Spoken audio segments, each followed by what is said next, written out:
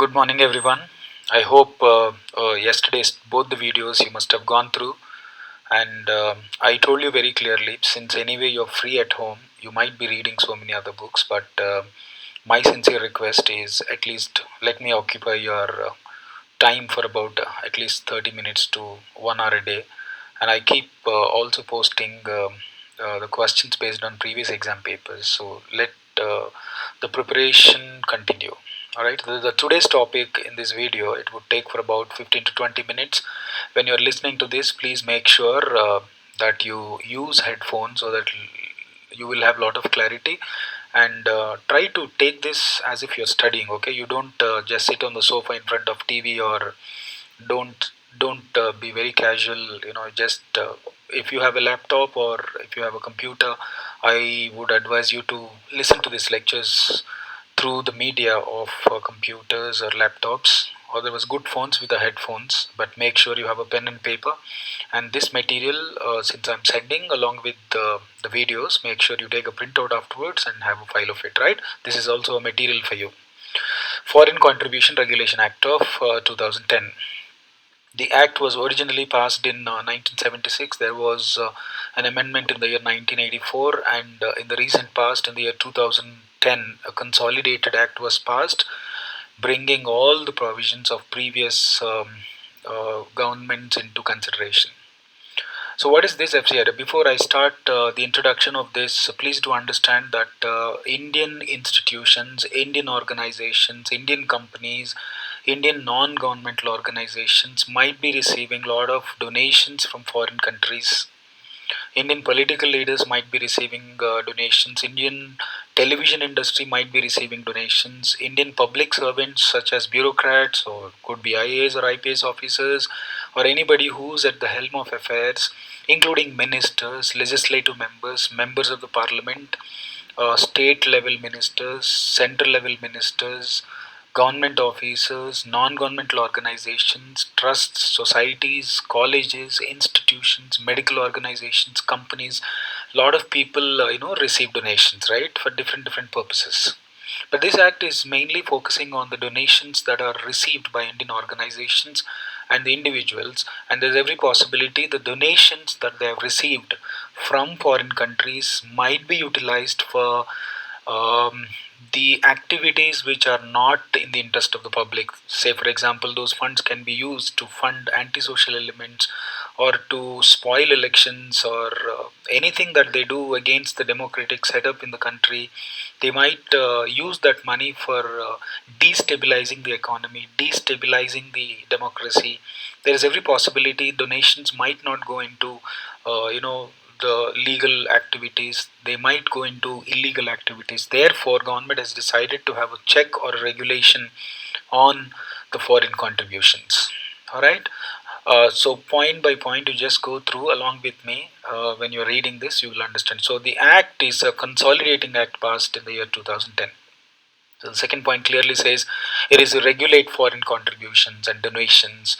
The second line, if you could see, foreign contributions, Indian organizations might receive foreign contributions, might receive foreign donations, might receive hospitality. That means if an Indian IAS officer goes abroad, his total travel will be taken care of by foreign organization. His stay will be taken care of by foreign organization. Why is it so? Why are they so excited to take care of the travel of Indian government official, right? So that is hotel accommodation they can take. So to Indian organizations and individuals, there could be foreign money in the form of donations or in the form of hospitality when Indian government officers go abroad. And if those contributions are not in favor of the interest of the company, and they are against the interest of they're against the interest of government, then government would like to have a check or control such contributions and prohibit such acceptance of donations and contributions if government thinks that they are against the public interest. When I say against the public interest, we have a word called they are detrimental to the national interest, which means the funds which are received by organizations and individuals of India from foreign institutions and foreign people might be utilized for doing such activities which might destabilize economic, political, social, activities in the country.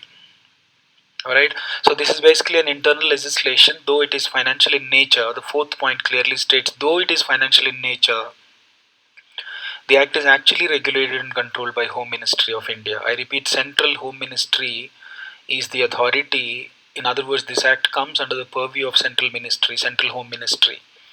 It does not come under Finance Ministry. It does not come under Reserve Bank of India because of the security reasons. Home Ministry is involved directly. So this is very important point for preliminary examination. Please do understand, this FCRA regulations 2010 comes under the control of Home Ministry of Central Government, not under the Finance Ministry or Reserve Bank of India. Then what is the need of this? Simple. We wanted to check foreigners. There is every possibility if they want to influence our Indian politics, Indian media, Indian public servants for their self-interest, they might try pumping money into India. That money will be utilized to destabilize the economy, destabilize the political structure. Anything can happen. So therefore, we would like to have a check on them.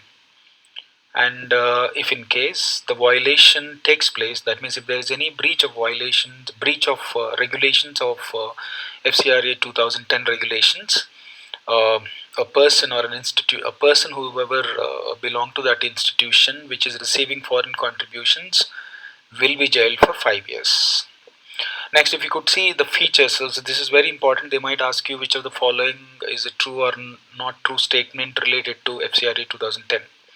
I repeat, this was enacted in 1976 to maintain strict control over voluntary organizations and political organizations. More political parties keep receiving funds from foreign countries.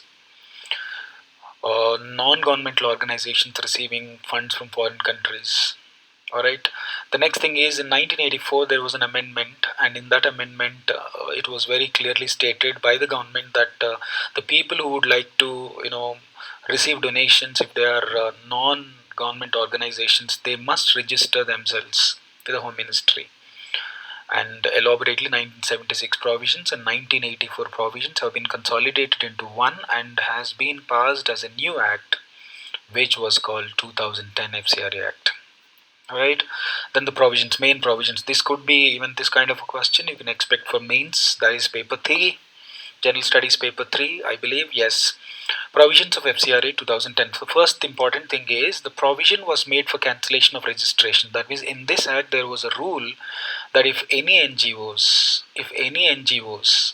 are receiving donations and directly contributing to political parties and they're not neutral, means they have a link, the organization which is receiving foreign contribution from abroad has a link with political party, and the registration of such NGO over a period of time will be cancelled. The second provision, once the registration is given, that is valid only for 5 years. Clear? Only for 5 years. Next one, as per that, assets of the person who has come. I mean, if in case the organization is not functioning because of these violations, then the assets of that person will be disposed of by the government through the process whatever. I repeat, the organization which is allowed to receive the donations from the foreign countries has become defunct, which means it is not functioning. Then the assets will be disposed of, means sold off. And one more very important thing is, you are supposed to create a separate account, and that separate account should be used only to receive the funds from foreign donations. It should not be used for any other contributions, any other amounts in that account. So separate account has to be there. The next thing is, every bank should be obliged. That means the bank which has the accounts of these people who are constantly receiving the donations from foreign countries. I repeat, the banks which are having accounts of these organizations who are receiving the donations from foreign countries are supposed to disclose all the details to the required ministry, that is Central Home Ministry. Alright, go through that. Now, then anywhere, I told you previously, anywhere you had doubt, since it is a recorded lecture, you can just go back, take a pause and rehear it once again. I'm sure you will be able to establish an understanding or a meaning. If in case you still have a doubt, please do post. I need some interaction from you. Let me not have a feeling that I'm talking to, the people who are not at all responding. The next thing, who can accept foreign contribution? According to this act, FCRA Act of 2010, organizations related to cultural promotion, social promotion, economic promotion, educational, religious, etc. are supposed to receive, and such people can receive donations from foreign countries only if they have got registered with Home Ministry. That is the first point. And the second point is they should maintain a separate account and it has to be audited by a chartered accountant. And every year, the donations that they received from foreigners, along with the source of funds, they must be submitting a report every year to Home Ministry, that is Central Home Ministry. Then who are not allowed to receive foreign contributions? I hope you're all following, right? Number one, I repeat, this is very important, for they might ask you who among the following are not eligible or prohibited in receiving foreign contributions as per FCRA 2010. Any candidate who's contesting in elections, cartoonist, editor, because there is every possibility these editors, publishers, cartoonists taking money from abroad, they will try to publish something which is against government of India, which might stir up agitations, communal rights, or differences among the people. Like if somebody takes money and keep posting on Facebook, people by looking at it, if it's religious in nature, people will be very sensitive. They might react to any extent, right? The judge of the court, any court, when I say judge, any court, local, civil, criminal, whatever, high court, supreme court, government servants, all government employees, and members of any legislature, central and state, and political parties in toto. These guys are not supposed to receive foreign contributions, right? And remember, these are all absolutely prohibited. Don't think that if in case they get an approval from central government, they would be getting. First of all, they're not supposed to apply for it. What is mandatory requirement for opening an FSA? So if I'm allowed, eligible to receive donations from foreign countries, then what should be my organization? If you could see the first point, applicant should be trust or a society, or a Section 8 company. Generally, these trust and societies will be started to promote education, to promote culture, religion, language, etc. Section 8 company is basically a company which is non-profit company. These non-profit companies might be doing corporate social responsibility activities, and they are into social activities. So therefore, if in case they are really genuinely doing social activities in India, they can provide details, their articles of association, memorandum of understanding. At the time of forming a society or forming a company, they must have actually mentioned very clearly in their articles at the time of formation what exactly is their objectives, so on and so forth. So based on that, central government would be allowing them to get registered. I hope you're all following, right? The second important, non-profit entity must have also been in existence last 3 years. That means any trust or a society or a Section 8 company or an organization which is non-profit in nature has been in existence last 3 years and they have not received any foreign contribution without central government approval before. Who needs FCRA? That means, simply speaking, when you get registered, you will be getting something called FCRA registration number. Trust society, Section 8 companies who have a source of foreign contributions and donations are supposed to get a registration under Section 6(1) of 2010 FCRA Act.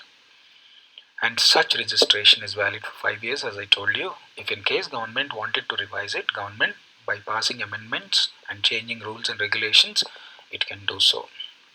And this registration will be according to the guidelines of FCRA Act 2010, and hence we call that registration as FCRA registration. So this is exclusively coming under Home Ministry regulation. Alright, I hope you're very clear, because I'm not able to post lengthy lectures because of my connectivity problem here. I hope you understand, but make sure these small videos, whichever are being posted, you continue reading them, and take the printout. So to the material which I'm sending it across to you, please take the printout and file it up so that it will help you to prepare for final examination. Wish you all the best. Have a nice day. Thank you.